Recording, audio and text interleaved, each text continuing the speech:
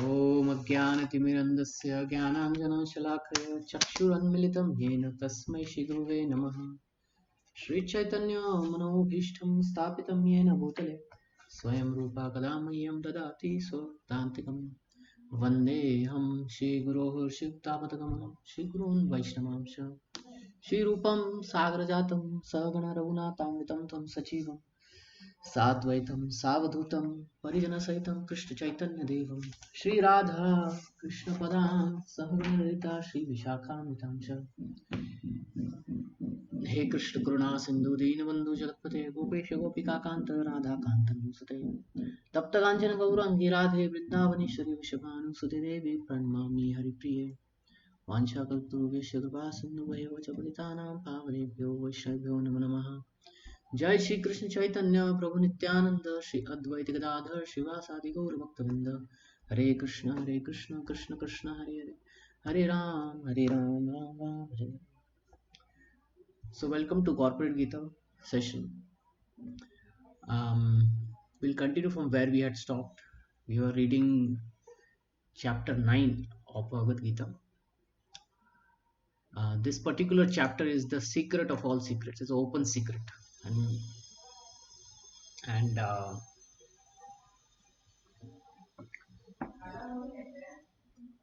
and and there are few things that Krishna says why he's giving this particular knowledge to Arjuna. Because first thing is non-envious. He's a friend and non-envious. To a non-envious person only you can reveal secrets. Then he says this knowledge is king of education, transcendental.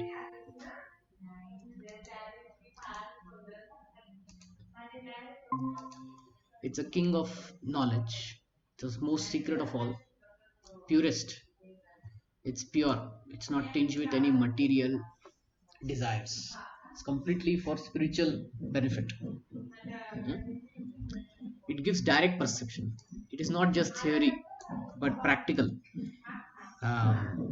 experience of any age. Of any age, it's everlasting. It will never end, and it is joyfully performed. It is joyfully performed. It is happily performed. We will continue with text 3. Just hold on for 2 seconds.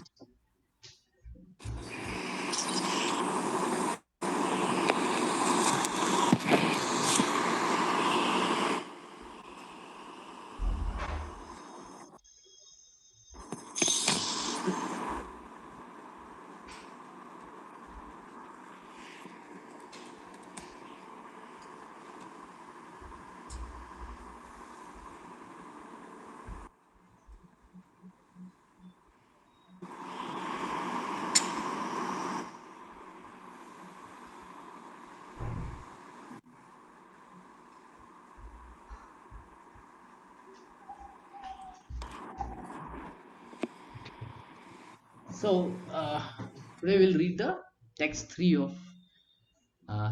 onwards.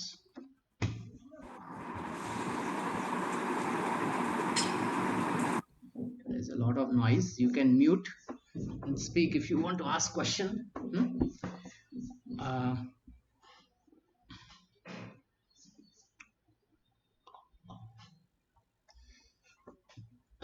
so this knowledge that he's giving is a process to achieve him. And in the text 3 he says, without this it is not possible to achieve. Hmm? Otherwise one will return to the path of birth and death. अश्रद्धधान पुरुषः धर्मस्यस्य परन्तप अप्राप्य मां निवर्तन्ते मृत्यु संसार वर्तमनि. Those who are not faithful in devotional service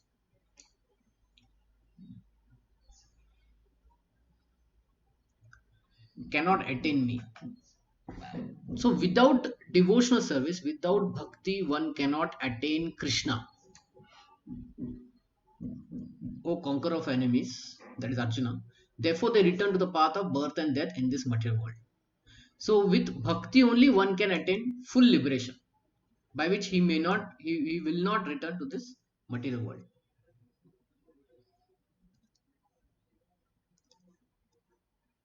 We will read as we go further, and we will discuss this point, why devotional service only can get Krishna. Two three reasons are there. One is Krishna himself says only by devotional service you can understand me, by no other means you can understand me. Krishna himself says. Second thing is that devotional service requires that one loves Krishna. Okay, and loving anybody is not like easily achievable. It is not easily achievable. uh, you see, if we want a boy and girl to marry, right, we can get them married. After that, they have to develop slowly love and affection for each other, right?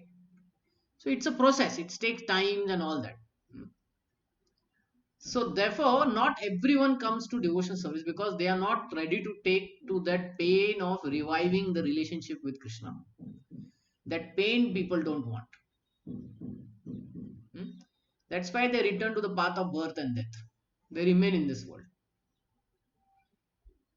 A faithless cannot accomplish this process of devotional service. That is purport of this word. Faith is created by association with devotees. Shraddha. Shraddha comes by associating with those who have Shraddha. By drinking alcohol, one can become drunkard. Yes. But if one wants to remain drunkard, what is the thing? He has to have friends who are also drunkards. Very graphic example. You can play cricket and all that, but you need a team, right? In the team, everyone is ready to play cricket. Then it becomes very enjoyable. Alone, it is not enjoyable. Similarly, the faith we can easily get when we are in association of devotees, bhaktas, who have that faith of devotional service. They can easily give that faith. Therefore, the sangha, the association that we have, uh, defines us. So there's a one quote there which says that I will know who you are if you tell me the names of your friends. Just by knowing your friends whom you associate with, I will know how you talk, how you behave, what are your uh, thinking patterns. Because generally in a friend circle, everyone thinks similarly. So this association with whom we associate, we develop that kind of faith. So if we associate bhaktas, we will develop the faith in bhakti. Unfortunate people, even after hearing all the evidences of Vedic literature from great personalities, still have no faith in God.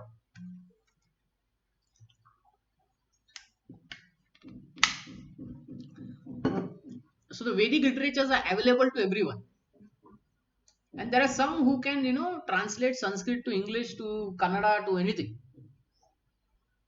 But have they become devotees of Krishna? No.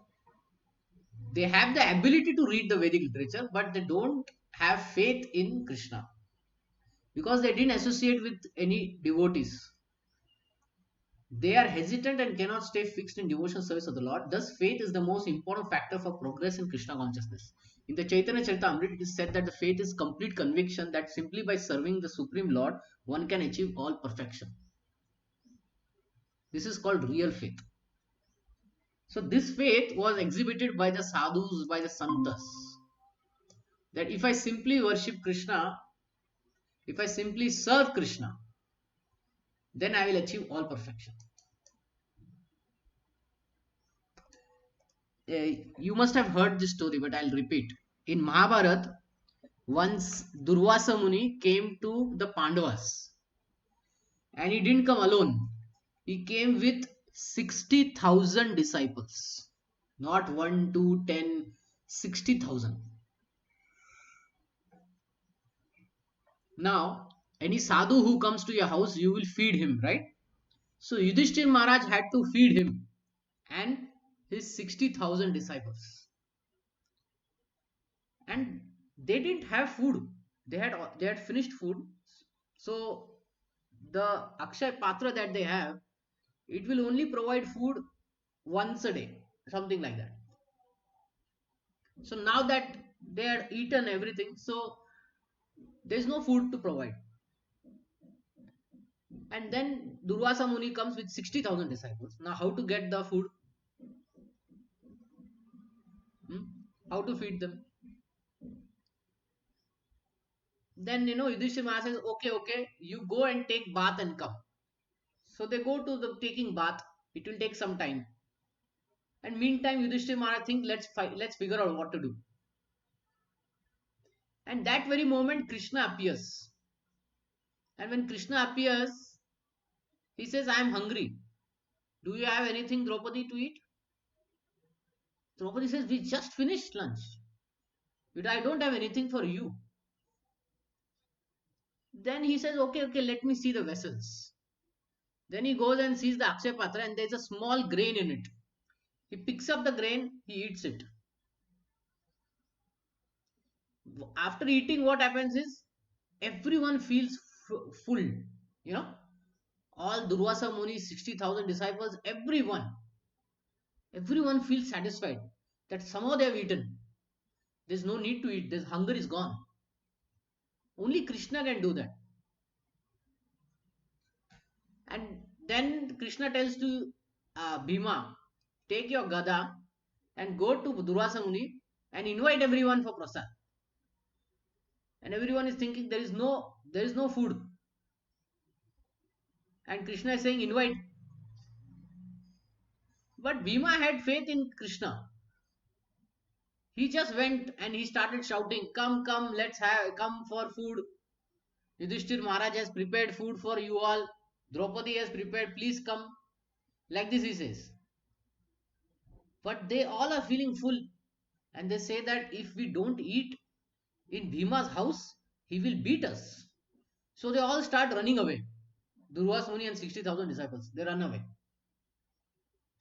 So this story, if you have heard, it demonstrates that simply by serving Krishna, all perfection will achieve. That kind of faith is required. The Pandavas, they had that faith.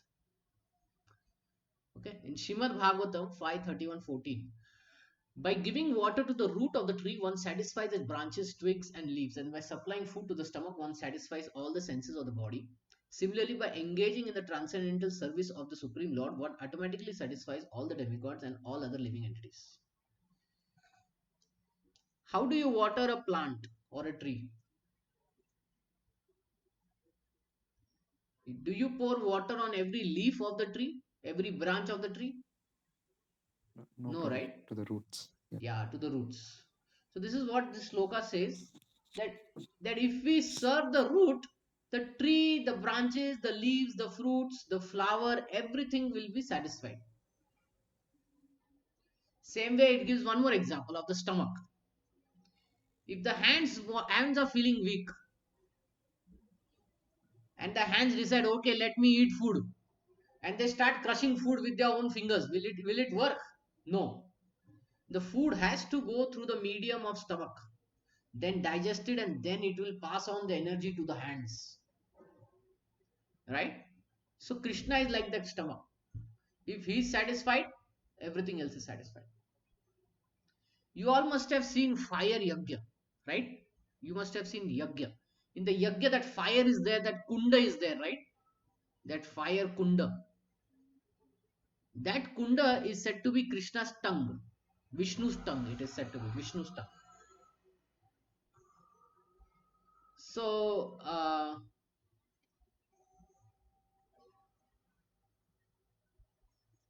yes. So if Krishna is satisfied, everyone else is satisfied. Like that it is. Okay. Therefore, after reading Bhagavad Gita, one should promptly come to the conclusion of the Bhagavad Gita. One should give up all other engagements and adopt the service of Supreme Lord Sri Krishna the personality of Godhead. If one is convinced of this philosophy of life, that is faith. So if one is convinced that I should serve Krishna, and then I will go back to Godhead, I'll get liberation, everything.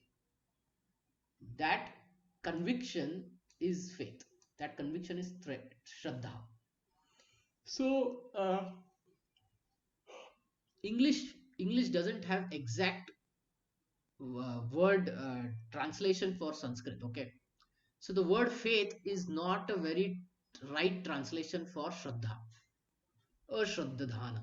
For Shraddha, faith is not the right translation, but it is the closest translation in English. Okay, faith can change. Hmm? One can jump from one faith to another and all that. Here, that Shraddha is sublime faith. Sublime faith means it is with realization that yes, this is helping me and this will help me. That kind of realization is Shraddha. Like the baby has Shraddha on his parents.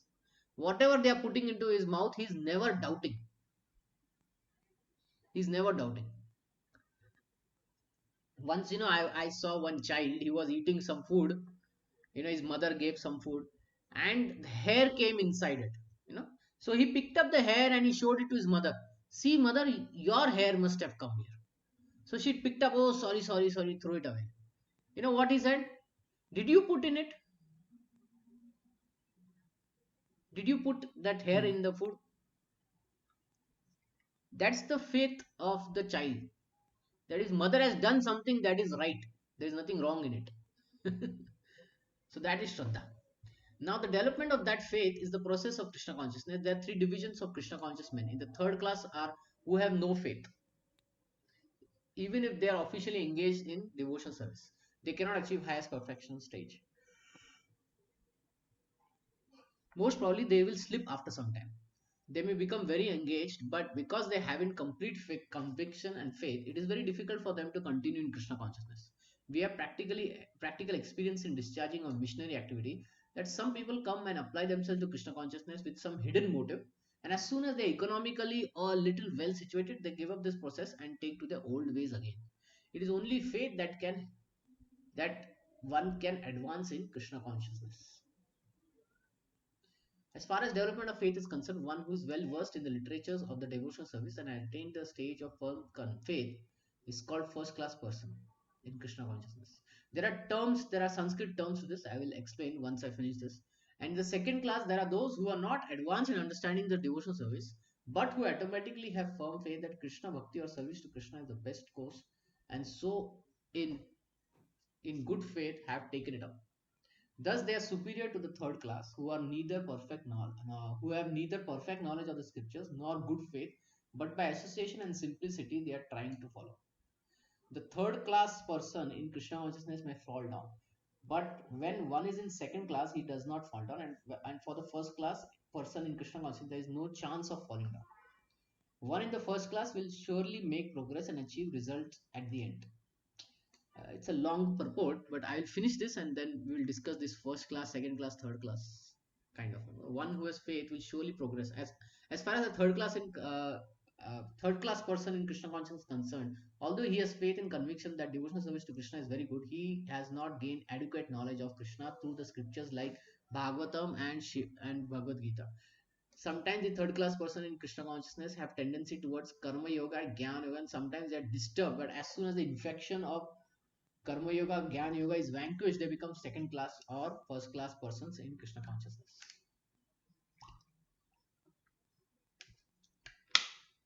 Now, faith in Krishna is also divided into three stages and described in Srimad Bhagavatam.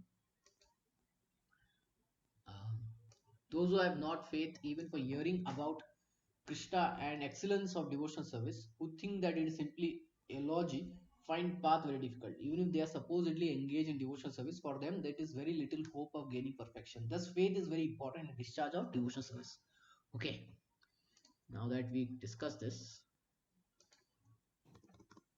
we will discuss three: faith, Shraddha.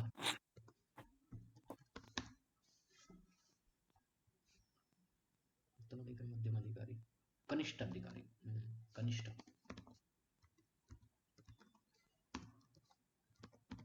This is Kanishta Adhikari. Madhyam Adhikari.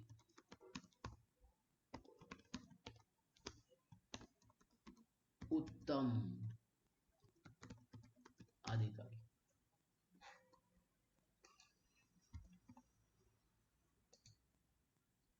So this Kanishta Adhikari is third class.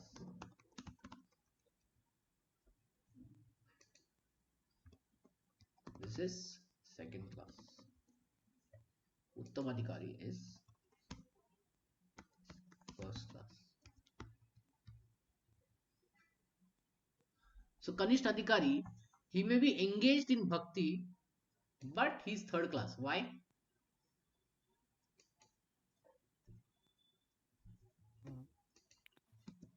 No faith, or He has faith, but he doesn't have faith in devotees of Krishna. See, some people now they like to go to temple of Krishna, Venkatesh Balaji and all that. But will they associate with the bhaktas over there? No. For them, Venkatesh Balaji Bhagwan is like a supermarket where you can go and just buy anything and come. What I mean is they have a list of desires and they tell to Balaji, and if Balaji satisfies, they say we'll give you 21 laddus, and they come back. They will never hear from the devotees of the Lord the message of the Lord that is given in Bhagavad Gita and Srimad Bhagavatam. That's a Kanishta Adhikari. Externally, we will see them serving Krishna, okay, but internally they don't have any service attitude towards the other devotees of Krishna. They are only concerned with Krishna. Okay, I only want Krishna, no other one else. But in that, what happens is the other devotees of Krishna, they are being neglected by this third class. These are just devotees. I worship Krishna. What I should do of these devotees, the other bhaktas. That is how they think. For them, Krishna, okay, this deity form is important. That's it. Devotees, not important. In Madhyam Adhikari, here he avoids the envious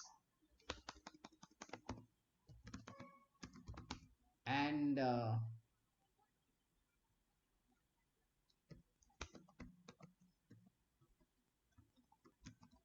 associates with like-minded bhaktas.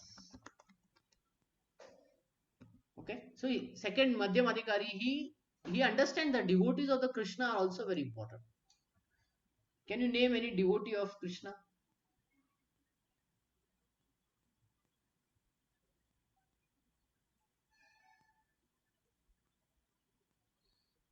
I'll give you a hint.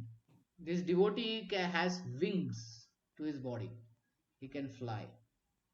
Garuda. Garuda. Garuda. Ah. So in any Vishnu temple, where is Garuda Bhagwan? There is Garuda Dhwaja. He's sitting there, right? Entrance to the Yeah. temple. Now, if somebody thinks I've come here to visit Balaji, I have darshan of Balaji, and he doesn't regard Garuda. He directly goes to the temple. Such people are Kanishta Adhikaris, who disregard the devotees. Now it is Garuda only who is the carrier of Sri Krishna, and in any war that Sri Krishna goes, he carries Krishna, right? Garuda. So he is a servant of the Lord. So if one is not respectful to the servant of the Lord, that is not good. That doesn't help in spiritual advancement, right? That's the point this Kanishta Adhikari is trying to say. While Madhyamadhikari, he understands that Garuda is very important. So he worships Garuda also. Like, a worker may have a relationship with the CEO of the company, the owner of the company. Okay. But the owner also has wife and children. So if the worker only focuses uh, on the owner and disregards his his family members, will the owner be still happy? No, right? So the Madhyamadikaris knows that the devotees of the Lord are also important as much as the Lord. Hmm? That is main characteristic of Madhyamadikari. And he knows and he hears also from Srimad Bhagavad and Bhagavad Gita. He knows this knowledge. While a Kanishta Adhikari, he says, what is there to learn? I serve Krishna. I don't need to read anything. So like that, a Kanishta Adhikari is thinking. A Madhyama Adhikari, she thinks, uh, he thinks that Madhyama Adhikari, he thinks through devotees, I will approach Krishna. And he will take access of Bhagavatam and Bhagavad Gita.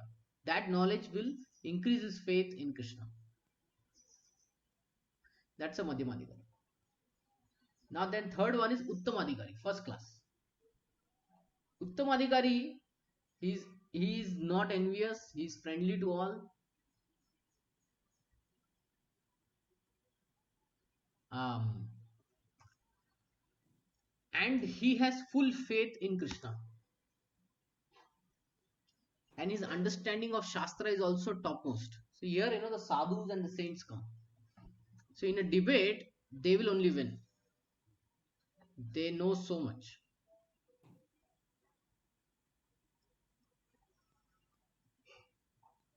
So these are the three gradations of faith. Hmm? That was discussed. I hope you understand. Any question on this?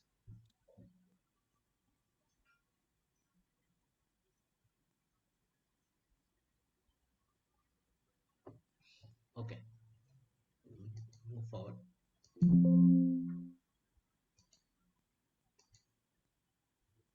Okay, now Krishna starts speaking about his opulences, his powers, his control.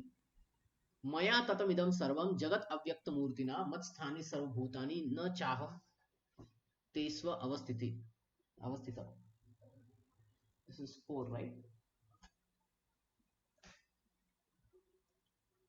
By me, in my unmanifested form, this entire universe is pervaded. All beings are in me, but I am unknown to them.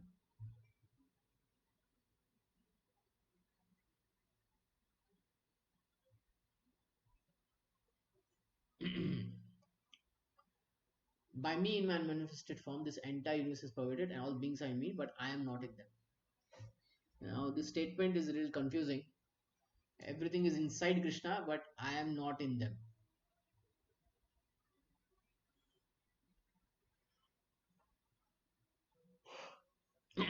So, actually, this is a Upanishad statement. Bhagavad Gita is also Upanishad, but this statement is from the Upanishads. Everything is inside the Supreme Lord, and the Supreme Lord is outside of everything. How both of them can be simultaneously true? Okay, that is not possible. So what is the understanding of this verse then?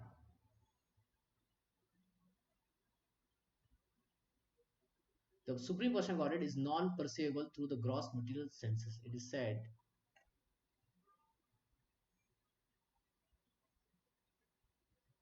Lord Sri Krishna's name, fame, pastime cannot be understood by material senses. Only to one who is engaged in pure devotional service under proper guidance is he revealed. In the Brahma Samhita it is stated, Premanjana Churita Bhakti Vilochanena Santa Sadaiva Hridayeshu Vilokayanti. One can see the Supreme Person Godhead, Govinda, always within himself and outside himself, if one has developed the transcendental loving attitude towards him. Thus, for people in general, he is not visible. Here it is said that although he is all pervading, everything present, everywhere present, he is not conceivable by the material senses. This is indicated here by the words, by the whole word Avyakta Murtina.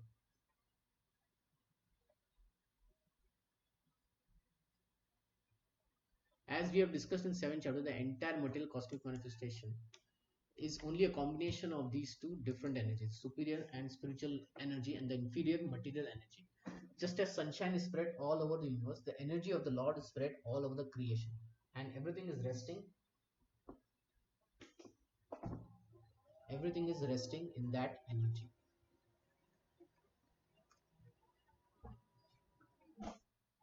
Okay. So a little bit technical here.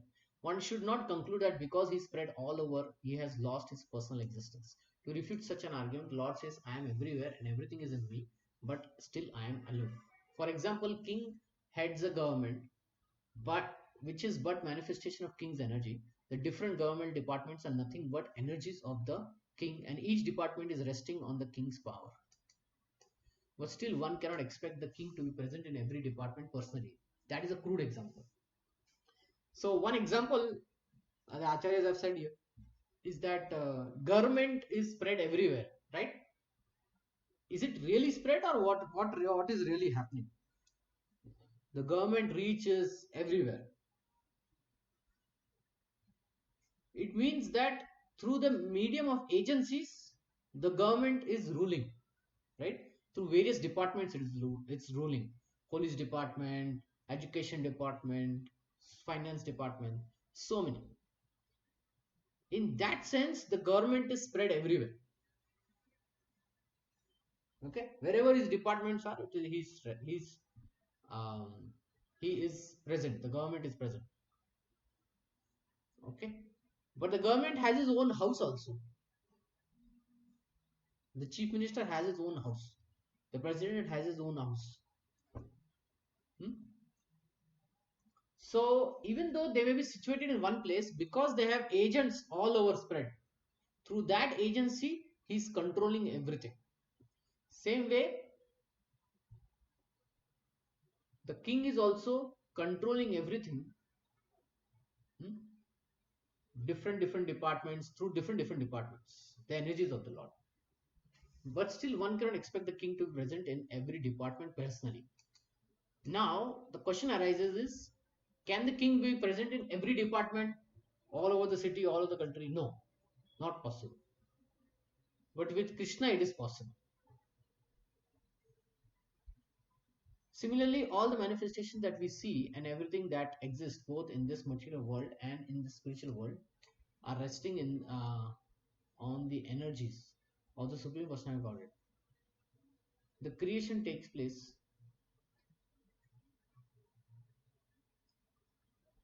The creation takes place by the diffusion of different energies, and as stated in Bhagavad Gita, he is everywhere present by his personal representation, the diffusion of his different energies. Okay, okay. So, did you understand this statement? Everything is inside Krishna, but Krishna is out of it. All beings are in me, but I am not in them. Any question on this point? Is this understood? How it is? Yes, Prabhuji. With that example, government example, right? Yeah, King example. Sometimes we have teams in different countries, but everyone is working. Why? Because the manager is there. Yeah. Physically not there, but through different agencies he is controlling. Okay, 9.4 done. Go to 9.5. Nachamat sthani bhutani pashyach me yogim aishwaram bhuta bhrinna cha bhutosto matmapna bhut bhavana. So here the aishwaram word is used. Aishwarya. Aishwaram, have you heard this word? Aishwaram? Aishwarya. You must have heard Aishwarya. What it means is opulences. In English, it means opulences, meaning the richness, the power, everything. So, so here in the previous verse, right, the opulence of the Lord is explained, that everything is inside him and he's still aloof of it. In this verse, what is said? Yet everything that is created does not rest in me. Behold my mystic powers, opulence. Although I am the maintainer of all living entities, and although I am everywhere, I am not part of this cosmic manifestation, for my very self is the very source of creation.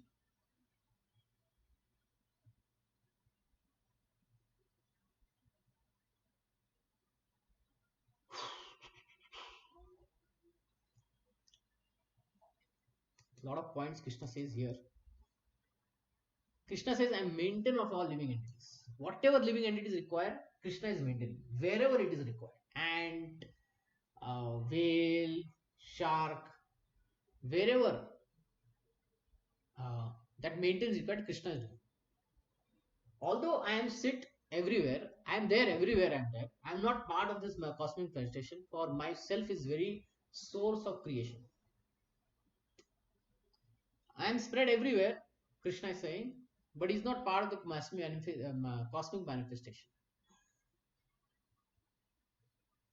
Why he's not part of cosmic manifestation? Because it has been created, annihilated like that, and Krishna is never annihilated. He's eternally present.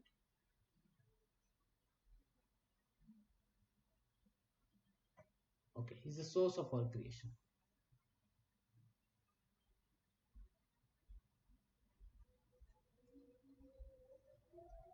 Okay, the Lord says everything is resting on him. Matsthani sarvabhutani. That should not be misunderstood. The Lord is not directly concerned with the maintenance, sustenance of the material manifestation. Sometimes we see that the picture of Atlas holding a globe on his shoulders.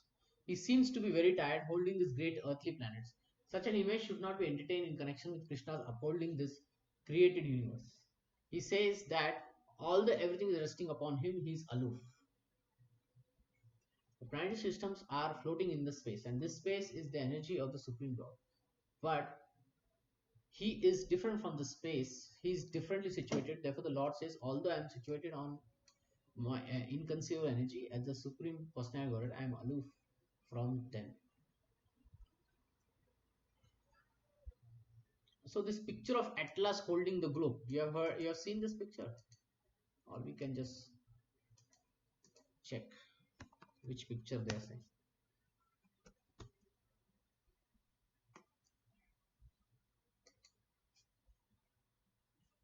You see, in the Greek mythology, this is explained, right? There is a person named Atlas, and he is holding the whole earth, and he is very tired then by holding it so long. So they think that God is also like that. He is maintaining everything, and he's sweating it out there. No, he's not sweating it out. Effortlessly is the word for Krishna. Effortlessly means without any effort.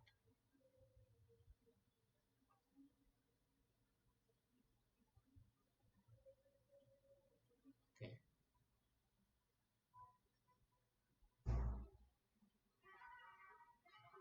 Uh, Sorry, 9.5, right? So at least we saw that. Okay. So there is one more thing.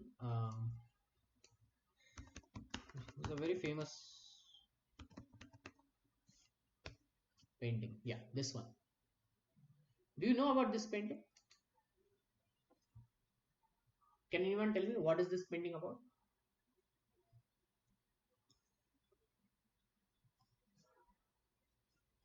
So once, I think this is by Leonardo DiCaprio, very famous artist.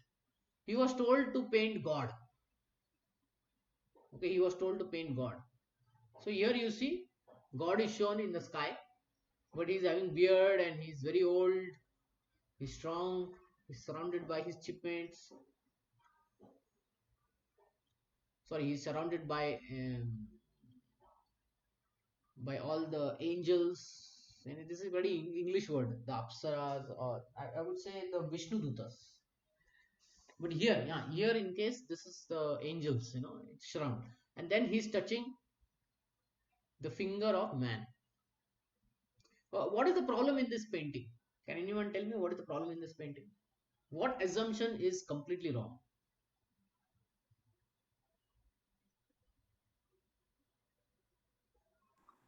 Any thoughts? Prabhuji, Prabhuji, which one is the God here? The single person or the one who is in The the right hand side. right hand? The bold beard guy, Yeah, he is yeah, yeah, a yeah, God. yeah. Yes, yes.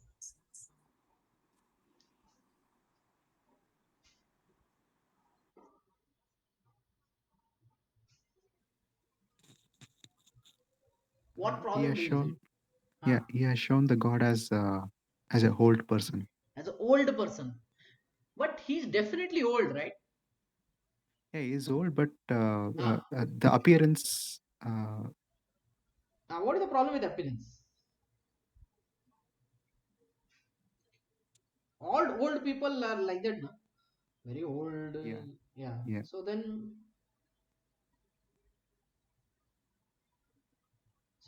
is this right picture?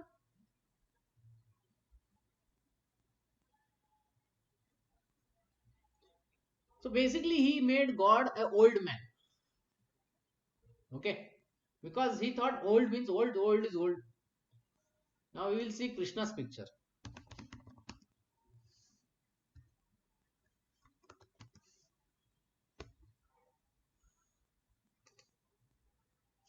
So Vedic literature says Krishna is Supreme Lord. Do you see him old anywhere? No, No, right? Nowhere. Nowhere. He's always youthful. Yeah. So what happened in the previous one is that they gave God a material body.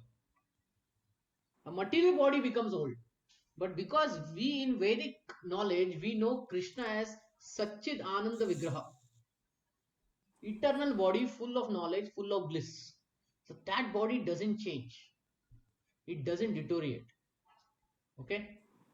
So in all the Vedic literature, Supreme Sri Krishna Parama is never shown old. He may be the oldest.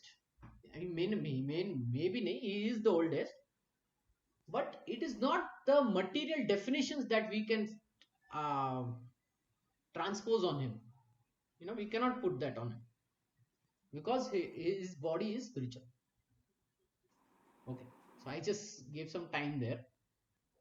So when everything rests on him, it doesn't mean that he is feeling that burden. Oh, everything is on me only.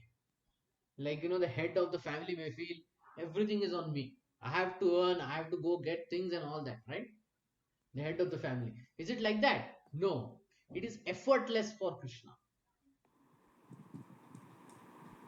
Anything in this world we do, we have to put some effort. Yes or no? Anything in yes, this world, Prabhuji. some effort we have to put.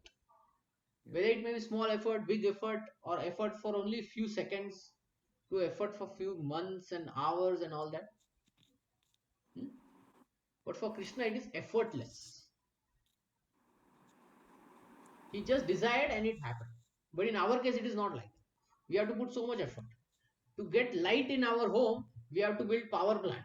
From that power plant, build all the towers with wires, get it to the city, get the voltage down, then get it to the building.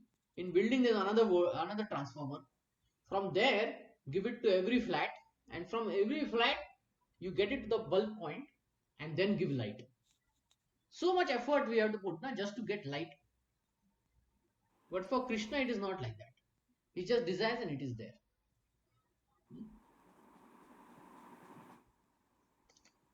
The planetary systems are floating in space, and this space is the energy of the Supreme Lord, but he is different from space. He is different situated. Therefore, the Lord says, although I am situated in my inconceivable energy, as a Supreme Person of Godhead, I am aloof from them. So Krishna is present in everywhere. Hmm? But he is not influenced by the three modes. He is not influenced by the material matter. See, material matter is influencing us, making us old day by day. Yes or no? Huh? We have stopped being toddlers, we have stopped being youth. Some of us maybe in middle age, right? Um,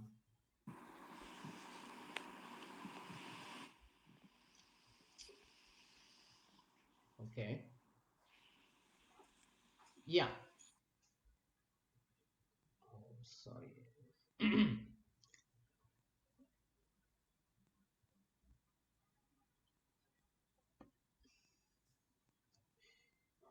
Yeah, I was trying to explain this point in concealed point. I'm aloof from that. Uh,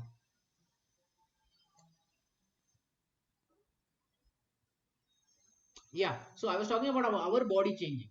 So this matter keeps changing, but in Krishna's case, it is this matter cannot influence him because his body is spiritual. That's the point I want to make.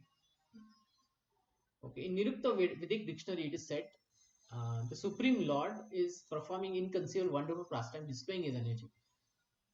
His person is full of different potent energies, and his determination itself is actual factual, is actual fact.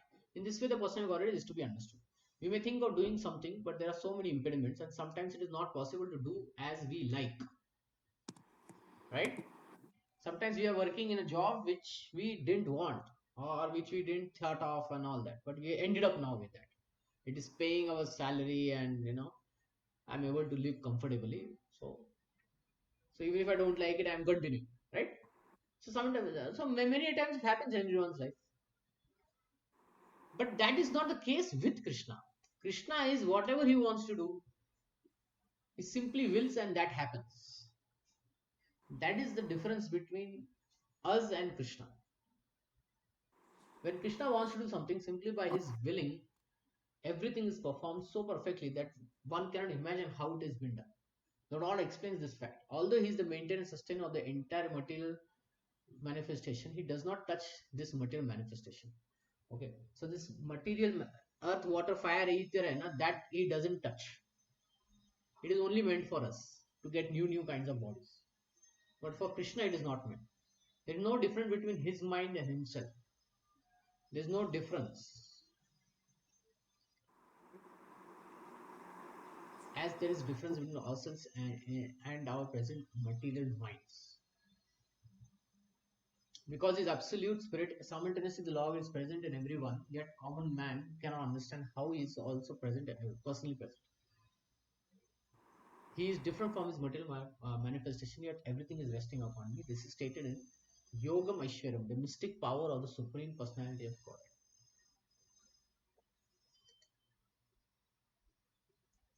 Any question at this point?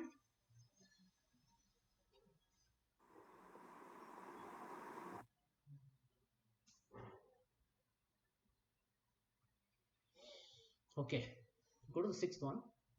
Yathaksho sthito nityam vayu sarvata gomaha tatha sarvani bhutani mai sthaniti upadraya. Now Krishna is trying to explain what he means. He says, understand that the mighty wind blowing everywhere rests always in the sky. All created beings rest in me. The wind that is there, right? Does it go out in the space? No, right? It is contained within the sky, right? And the sky is giving it direction. The wind. Similarly, all created beings rest in Krishna.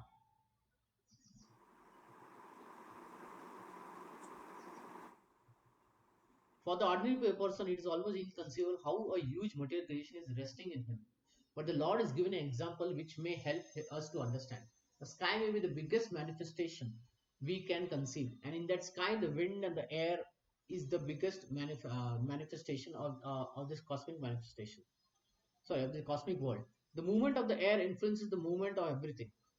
But although wind is great, it's still situated within the sky. The wind is not beyond the sky. Okay, the wind can do a lot of things, but it is always within the sky. It never becomes independent like that. So all of us are inside Krishna. It doesn't make us great. Okay, we will always remain inside only, like that. Similarly, all the wonderful cosmic manifestations are existing by the supreme will of the Lord, and all of them are subordinate to that supreme will. As we personally say, not a blade of grass moves without the will of the supreme personality of Godhead. Even if a grass has to move, that permission has to be given by the Supreme Person of Godhead. That is what is the internal meaning of this verse. Yet he is still aloof of everything, and as the sky remains aloof from the activities of the wind. See, the sky is aloof from the wind. The wind is not able to disturb the sky. Similarly, everything is in Krishna. Krishna is outside of everything. And he is not affected by the three modes. Rajogun, Tamogun, Sattvagun. He is not affected by that. In the Upanishad, it is said, it is out of fear of the Supreme Lord that the wind is blowing. In the Brahmat Aranyaka, it is stated that this particular verse, by supreme order, under the superintendence of the personality of Godhead, the moon, the sun, other great planets are moving. Why they are moving? Because Krishna is telling them to move. Yat chakshu esa visita sakala grahanam raja samasta asura murti ashesha tejaha yasabna brahmati samruta kal chakra govinda madi purusham tamaham bhajami. So here description of the movement of the sun is given.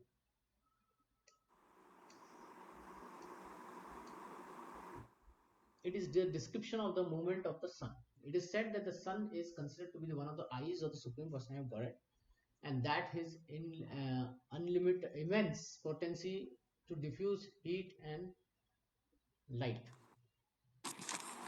Still, it is moving in this prescribed orbit by the order and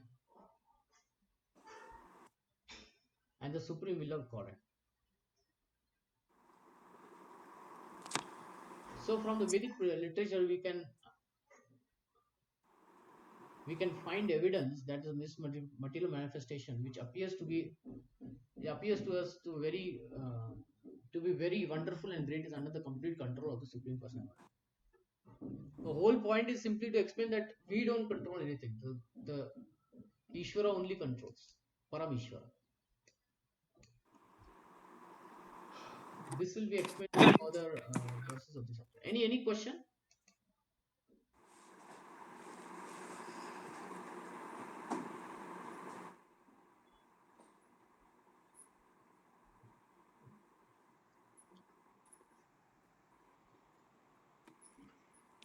Okay, so we have like 4 minutes. Okay,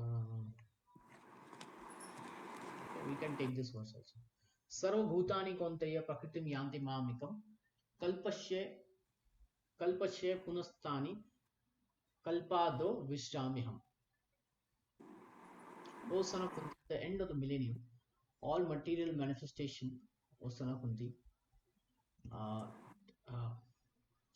material enter into my nature, and at the beginning of another millennium, by my potency, I create them again.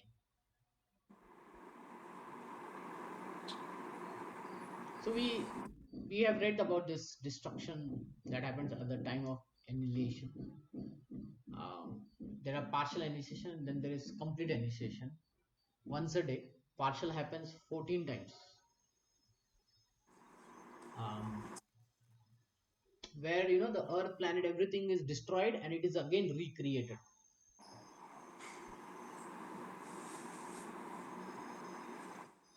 Now, who is doing all this? Krishna says, I create them by my potency. The creation, maintenance, annihilation of the cosmic material cosmic manifestation are completely dependent on the supreme will of the personality of Godhead. At the end of the millennium means at the death of Brahma lives for 100 years, and his one day is to be calculated as at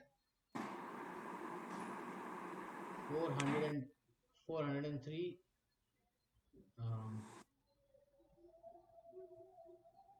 403 lakh of our earthly planets. The night is of the same duration. His month consists of 36 days and night.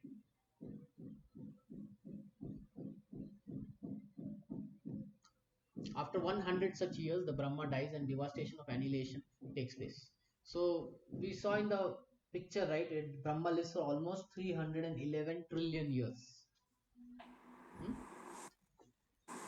All this is happening because Krishna is desiring. This is the opulence, the greatness, the advantage of the Supreme Lord. He can annihilate, he can create again.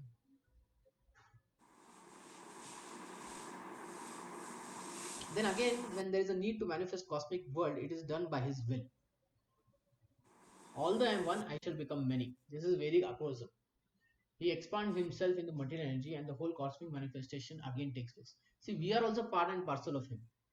So at the end of millennium, he sends all his part and parcels um, to various places. Okay. It's 1 minute left.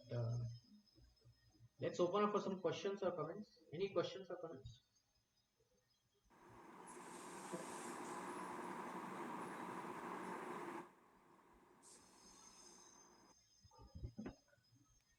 Any question? No, no, Prabhu.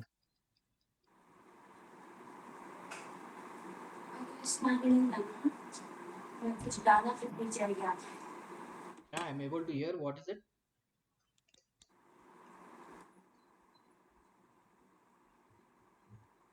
Okay. And later on, Krishna says, so all this annihilation that is taking place, it is taking place by Krishna's will. Then he says, no work can bind me. I'm ever seated from this material world, seated as the neutral. So, बारिश आई है sorry, I think someone is not mute. Okay. Okay, it's 2 p.m. Any questions? Any last questions or comments?